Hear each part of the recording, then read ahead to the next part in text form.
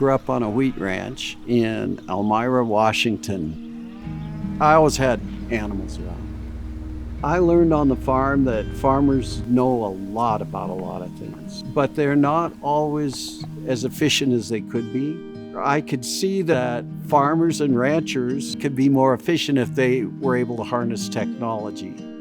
She's a little cautious. A cow is a ruminant, and a ruminant has a special physiology. They're able to eat low-quality forage, and they can make steak.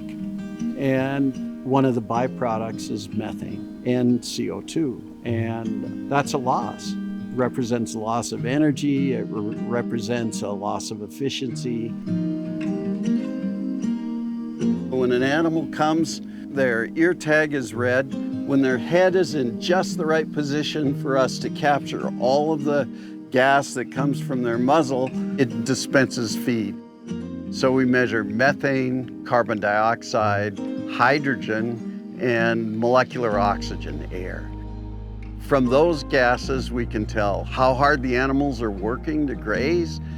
It allows us to evaluate genetics, animal health, pasture health, feed efficiency. That's really what this does. I've probably looked at more cattle emissions data than everyone else in the world, probably times 10.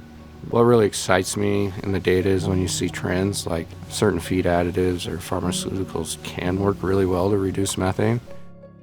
So some of these options for mitigating greenhouse gases, but also creating more efficient animals are like right at your fingertips. I first met Ermias at an international conference, and I think in those days we had built a prototype of a GreenFeed. He was a good fit for us because he's a good scientist, and that he would have a good chance to objectively evaluate the data and make sense of it. My name is Ermias Kabrab. I'm a professor of animal science at the University of California, Davis. Using GreenFeed is important because you need to have a device that does not alter the animal's behavior. Animals will come to it and they will feed from it, and they will just basically doing what they would normally do. The importance is they're all calibrated in the same way. So the trials that we're doing in Indonesia or in India or in Thailand, they're comparable because we're using the same type of equipment and also the same way of calibration. Because a couple percent makes a difference. You know, what we build, it's okay, it's pieces, but what we've learned is critical.